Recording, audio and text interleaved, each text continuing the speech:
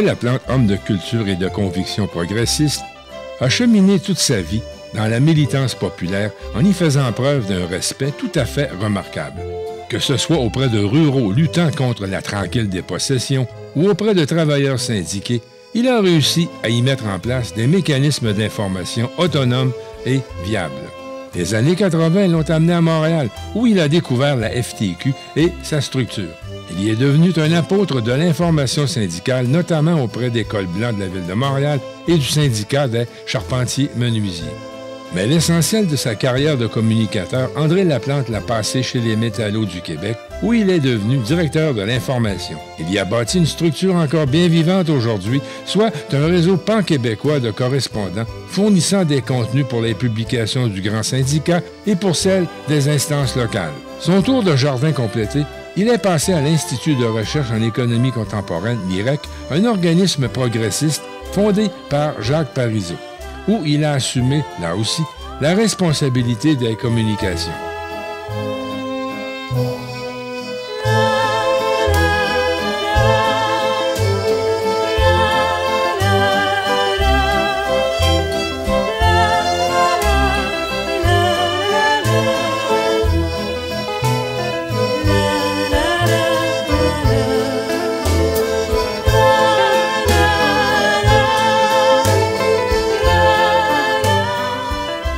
André Laplante, tu es né dans le bas du fleuve ou le Bas-Saint-Laurent. Dans quelle sorte de milieu familial as-tu vécu? Je suis né à Saint-Fabien, près de Rimouski. Mon père était professeur. Il avait, lui, c'est son métier. Il a toujours été professeur. Il a enseigné à plusieurs endroits, à La Tuque, à Beauceville, à Charlebourg. Puis il était venu enseigner dans le bas du fleuve, sur les hauteurs, un village dans les paroisses de l'intérieur de Rimouski. Puis il a rencontré ma mère, puis là, il s'est trouvé un emploi comme professeur à Saint-Fabien. C'est là que je suis né. Il était d'une famille de professionnels, d'une famille... Non, c'est bien le Québec, ça. Il ne faut pas aller très loin pour voir qu'on descend de cultivateurs, de bûcherons. Mes grands-parents, autant maternels que paternels, étaient des cultivateurs. D'accord. Mon grand-père paternel, que je n'ai pas connu, était aussi très, très habile comme charpentier-menuisier. Apparemment, pour construire des granges à Saint-Hésiard, il fallait demander Joseph Laplante. Mais je ne l'ai pas connu parce que papa, il ne l'a pas connu non plus. Il est mort, papa avait 3 ans. Ah bon, d'accord. Tu vois, mais mon grand-père maternel, lui, sur les hauteurs, il a été cultivateur. Après ça, il s'est lancé beaucoup dans la machinerie. Mes oncles étaient des camionneurs. Alors, toute ma parenté, moi, des deux côtés, c'est milieu ouvrier. C'est ça. À part ton père... Alors, mon père représente un peu comme l'exception. Tu sais, si je regarde mes tantes, mes oncles, c'est un des rares qui s'est instruit, mais il s'est instruit là aussi avec l'injustice de l'époque, tu vois. Puis, au village, il était bon à l'école. C'était une petite école de village. Puis là, le curé l'a repéré. Puis là, il a dit à ma grand-mère, il dit, il serait bon, lui. Alors, il a trouvé quelque chose chez les frères maristes à Lévis. Puis là, il a fait son cours classique là, mais là, il était pensionnaire. Mais il faisait ça en autant qu'il devienne frère. Ah oui, c'est toujours des Alors vocations. Là, il a été frère pendant un bout de temps. Même, il a enseigné comme frère mariste, puis à un moment donné, il a défroqué. Et tu vois que s'il n'avait pas eu ça... Il n'aurait pas étudié. Il n'aurait pas étudié. Ma grand-mère est devenue veuve. Mon grand-père, il est mort d'une pleurésie. Puis là, c'était la misère. C'était dur parce que papa me raconte que... Il était combien d'enfants? Ils étaient 10 enfants. 10 enfants. Alors là, les plus vieux sont partis, puis il y en a un qui, les deux plus vieux, envoyaient un peu d'argent à grand-maman. Puis elle survivait avec son jardin, avec des contrats à l'église, faire des surplis, tu sais, de repasser, ces affaires-là. Puis papa m'a conté que c'est arrivé souvent que, par grand froid, il était obligé de mettre la table de cuisine en face du poêle, puis se coucher sur la table de cuisine, tu sais. C'était vraiment très serré. La grande misère. Alors, il n'y aurait pas été... Puis la dernière maison qui a été électrifiée à Saint-Hésiard, c'est celle-là de grand-maman. Ah oui. Mais alors, lui, c'est assez exceptionnel, bien, ce qu'il y a beaucoup que c'est comme ça, c'est la filière religieuse qui a permis de s'instruire. Mais tous mes oncles, toutes mes tantes, puis des deux côtés, c'est milieux ouvriers. Ça a dû marquer ton enfance. Tu devais sentir que ton père était un peu différent des autres dans la famille, là. Oui, c'est sûr. C'était difficile de concilier ça. Il y avait comme un malaise. Je voyais bien qu'avec mon père, quand il y a eu une promotion à Rimouski, il est devenu directeur général des écoles, Puis là, il était en plein la foulée de la Révolution tranquille, de l'éducation. Il a été très, très impliqué là-dedans. Puis il avait retenu que c'était extrêmement difficile de s'instruire, puis que le cours classique était réservé à une élite. Puis toute sa vie, il a combattu ça. Alors, quand la Révolution tranquille est arrivée, puis la réforme de l'éducation, il a été un acteur. Puis dans la région, il a été un acteur important. Puis il a poussé beaucoup pour que le secteur public, puis même le collège classique, soit intégré dans le public. Je fais partie de la première génération. Moi, j'ai fait mon classique dans le secteur public, puis j'ai été la première génération cégep. Ouais, c'est vraiment Et mon père voulait vraiment que ce soit comme ça que ça se passe. Tu vois. Comme papa était rendu plus proche de l'élite de Rimouski, il y avait toujours un malaise. C'est quand j'allais dans ma famille, dans ma parenté, c'était vraiment un milieu ouvrier. Puis quand j'allais dans le milieu que papa a commencé à fréquenter, c'était vraiment l'élite locale, assez antisyndicale. D'ailleurs, c'est là que j'ai eu connaissance d'un certain nombre d'injustices. Puis je pense que ça a joué un rôle dans mon implication après coup. Je me rappelle qu'à Rimouski, il y avait, on l'appelait Petit Marquis, puis il s'était fait prendre pour de la dope, là, puis il a pogné 10 ans. Ah mon Dieu! Puis en même temps, ah non, il y a une grosse quantité, là. Ouais. Il s'était fait prendre pas à peu près. Puis moi, je l'aimais bien, ce gars-là, c'était un gars bien fin, mais il voulait essayer de s'en sortir à sa façon. Puis en même temps, à Rimouski, il y a un notable qui se fait prendre avec un trafic du genre, plus de la pornographie. Il n'y a rien eu. Il s'en est tiré. C'est 2 poids, 2 mesures. 2 poids, 2 mesures. Puis il y a plein d'autres exemples comme ça qui faisaient que je n'étais pas bien dans cet univers-là. Mais en même temps, chez nous, on valorisait chez nous la parole, les mots, la connaissance. Ma mère a beaucoup souffert de ça, alors elle nous poussait beaucoup pour les mots, la musique, la littérature. Puis mes parents ont été des gens très impliqués socialement, tu vois, dans des organismes. Le Richelieu, les Dames-Hélène de Champlain, les Jeunesses musicales, le Salon du Livre. Papa était dans les 4H. Ils ont été très, très impliqués. Puis cette jonction-là entre des gens impliqués, puis cette prise de conscience-là d'un certain nombre d'injustices, ça a influencé mon parcours. Mais ça ne s'est pas cristallisé tout de suite dans l'implication syndicale. Ça a pris un certain temps. Puis paradoxalement, c'est à l'université que ça s'est fait. Pendant tes premières années du collège, est-ce que tu t'es familiarisé avec l'écriture? Est-ce que tu aimais écrire? Est-ce que tu... Comme c'était le cours classique, évidemment, l'écriture, le latin, bon, les fameuses humanités. Puis on a fait un petit journal qui s'appelle Le Porte-Parole.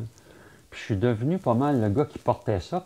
J'aimais ça. Alors j'écrivais des articles, on publiait le petit journal. Dès le niveau secondaire? Dès le niveau secondaire. D'accord. Tu vois, ça a comme... c'est mes premières expériences, là, puis ça avait fait le tour de l'école. C'était une initiative qui avait été appréciée. Alors, il y avait déjà là, tu vois, puis quand je suis arrivé au cégep, ce qui est arrivé, puis qui a aussi contribué à me politiser, je suis arrivé d'une période d'effervescence. Les cégeps, c'était... Bon, il y avait un côté un peu anarchique, mais en même temps, il y avait des choses qui se mettaient en place. Puis c'est toute la période du pouvoir étudiant, du McGill français. Et bon, j'étais là-dedans. J'étais même délégué étudiant au conseil d'administration du cégep. Alors, il y avait un début de prise de conscience, tu sais, de comment ça fonctionne, la société. Mais comment m'insérer là-dedans, c'était pas clair encore.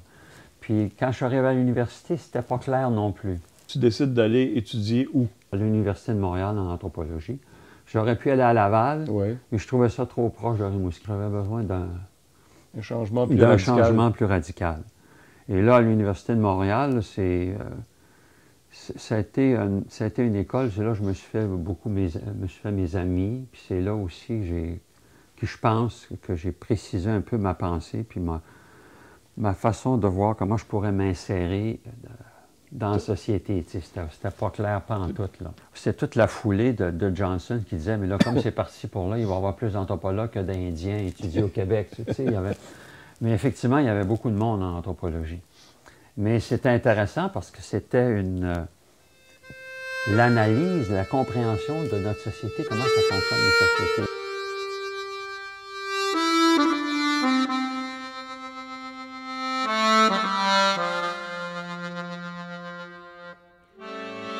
Là, on est en 72.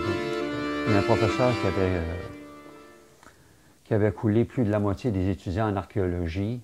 Là, le département a débrayé, la faculté des arts et des sciences a débrayé. Lui, on embarque dans la contestation pour comprendre les relations de pouvoir. C'était très formateur, ça aussi. Puis à ça s'est greffé mon intérêt pour le cinéma. Dans la contestation, nous autres, mes chums et moi, on a fait du vidéo. Puis on a filmé ça, puis on a fait un document qui s'appelait Sabordas. C'était un jeu de mots parce que le prof qui avait coulé les étudiants, il s'appelait Bordas.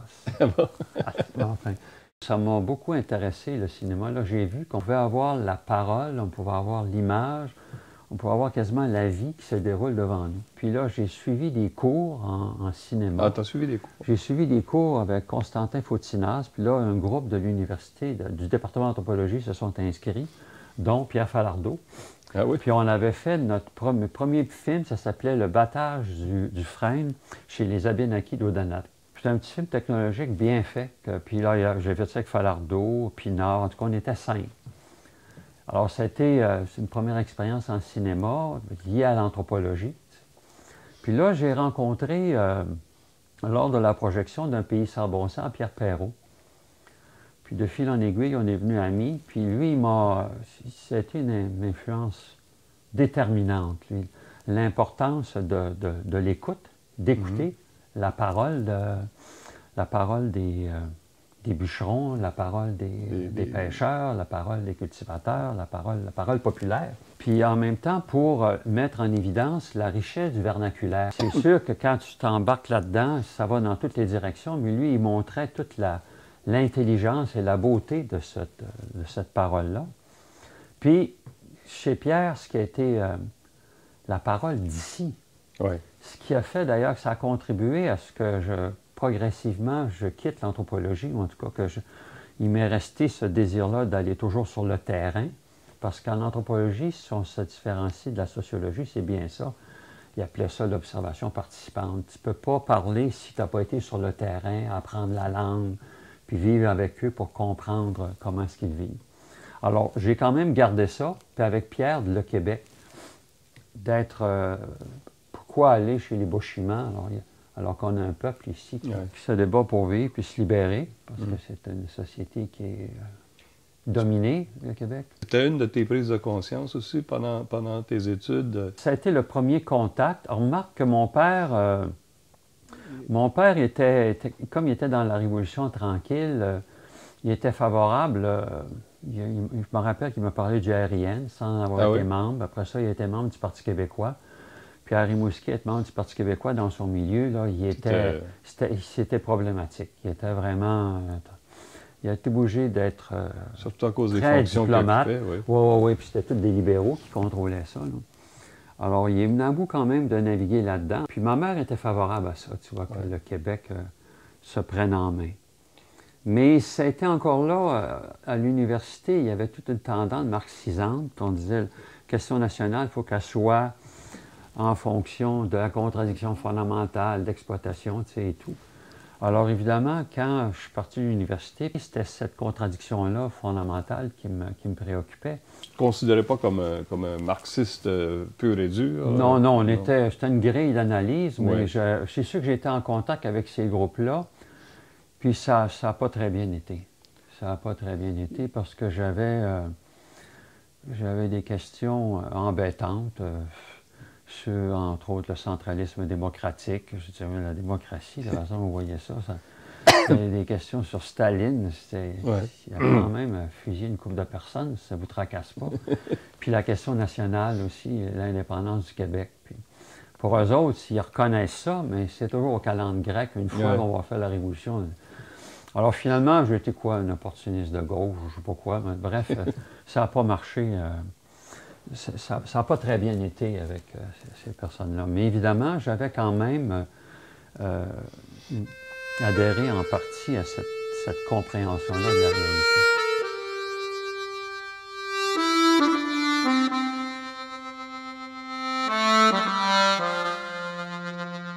Et là, tu quittes tes études en anthropologie et tu te diriges vers quoi? Là, en fait, c'est le cinéma qui m'a amené à retourner par chez nous. J'ai soumis un projet à l'ONF qui s'appelait le vidéo en tournée. Il y avait, comme j'avais travaillé un petit peu, moi, avec le vidéographe, On avait même fait un document qui s'appelait S'aimer toute une vie. Falardeau, d'ailleurs, un de ses premiers documents Oui, sur la lutte, c'est tout vidéographe. Puis, alors là, j'avais connu Forgette et tout. Alors, Robert Forgette, qui était un personnage important en cinéma au Québec. Puis j'ai soumis un projet. Il y avait une section à l'ONF qui s'appelait Société Nouvelle, qui voulait faire du cinéma puis de la vidéo en milieu pour faire du vidéo d'intervention sociale. Il y avait eu des expériences dans le bout de Saint-Félicien avec la télévision communautaire. Ça commençait tout ça. C'était intéressant ce qu'on voulait faire. C'était quoi votre projet? Notre projet, c'était, on va avec Opération Dignité, que j'avais connu à la suite de la production de 6 émissions de radio en 1970 avec les Opérations Dignité dans le cadre d'un projet Perspective Jeunesse.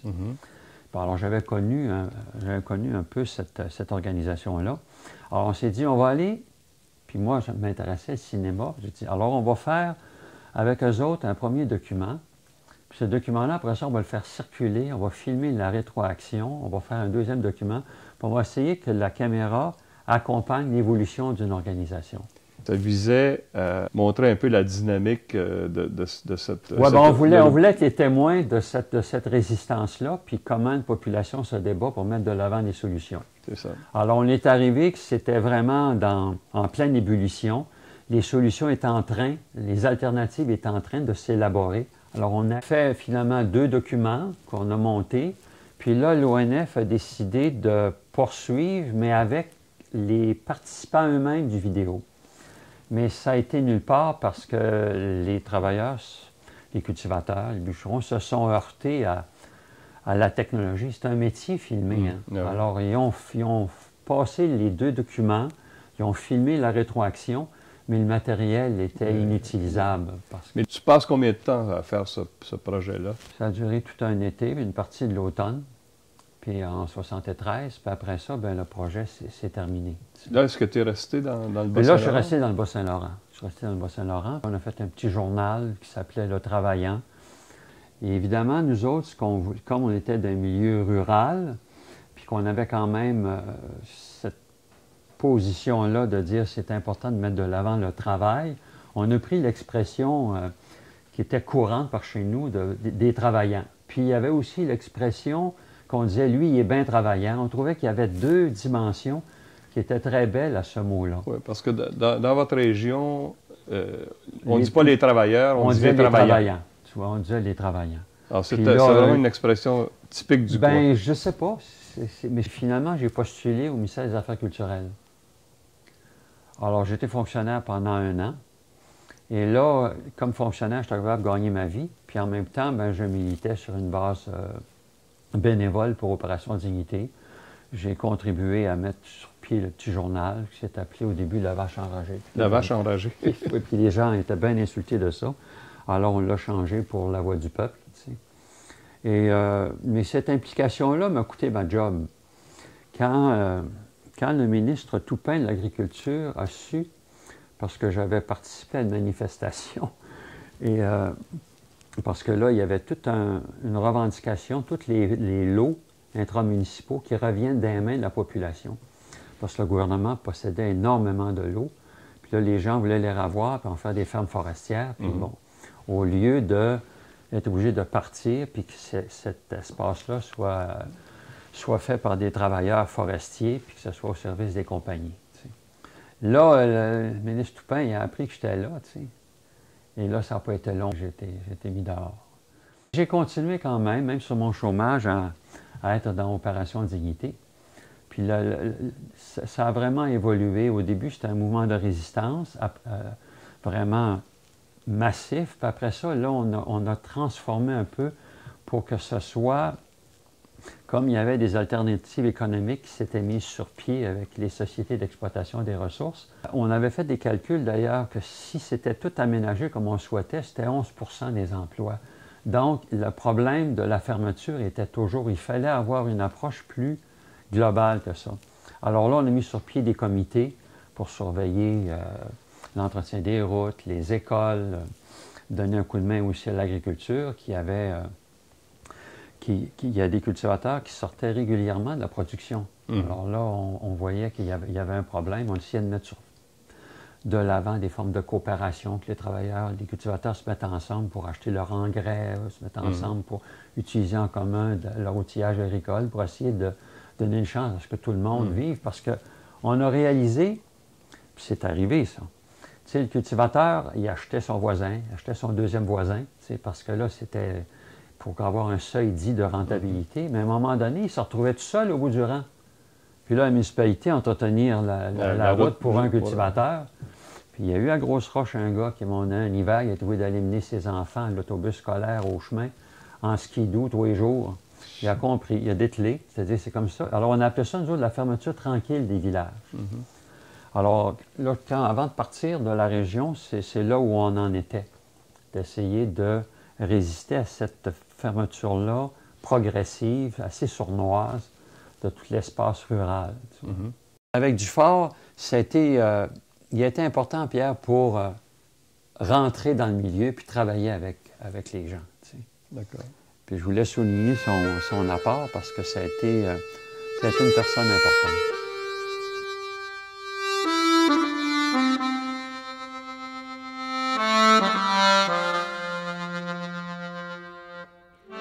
Là, je n'avais pas d'emploi, alors je suis venu à Montréal et j'avais un ami que j'avais connu à l'université puis qui était dans le mouvement syndical, Pierre Dupuis, qui est devenu directeur du SCFP, Syndicat canadien de la fonction publique. Mais à cette époque-là, il était à ce moment-là, il était conseiller syndical. Alors, comme c'était un ami, je suis allé souper, il dit, écoute, j'ai dit, là, je cherche un emploi. Pierre, j'avais donné des cours dans des cégeps. Je l'avais donné à Limoilou, je vois de Boulogne. Des cours de quoi? D'anthropologie, sociaux. Là, c'était vraiment comme entre deux. Hein? Ouais. Et là, Pierre, il dit, écoute, il y a un renouveau à la FTQ, il ouvre des postes. Puis il dit, il en ouvre justement en information. Alors, je postule, puis je rencontre Pierre Richard, que j'avais connu quand il était venu couvrir le lancement de l'opération Dignité 2, quand il était journaliste Le Devoir. Oui. Alors là, je passe en entrevue avec Jean-Marc Carl, Pierre Richard, puis Jean-Pierre Bélanger. Je suis chanceux, je trouvais ça extraordinaire. Je suis arrivé dans un moment d'ébullition, de changement à la FTQ, tu vois. Au niveau de l'éducation, on mettait de l'avant toute une approche très originale. Alors, je suis embauché pour un programme en information. Le programme en information-éducation, c'était de mettre sur pied un cours de base en information pour équiper les sections locales, un cours plus avancé pour comment animer des comités d'information, puis un cours de relations avec les médias qui s'adressait plus aux directions syndicales, plus une session de formation de formateurs pour que des travailleurs et des travailleuses soient formés puis puissent donner le cours de base en information. Et ça a été très important dans mon parcours, cette rencontre-là avec la FTQ puis cette démarche-là. Jusque-là, tu n'avais pas une connaissance très, très poussée du syndicalisme? Non, du tout, du tout. Je le connaissais un peu par Pierre, qui m'en avait parlé, parce que lui, il donnait le service. Puis je connaissais comme tout le monde le mouvement syndical. Je savais son importance dans l'histoire du Québec. J'avais une idée aussi de tout ce qu'il avait fait au niveau des mesures sociales, tu sais. Mais quand tu es à l'université, tu ne vois pas le syndicalisme. Je me rappelle d'une conférence que Michel Chartrand était venu prononcer, puis une autre de Henri Gagnon, un orateur extraordinaire. Puis, mais évidemment, il avait été demandé pour des raisons politiques, parce que je sais que Gagnon, c'est un ancien communiste, puis Chartrand, c'est un gars plus un narco-syndicaliste.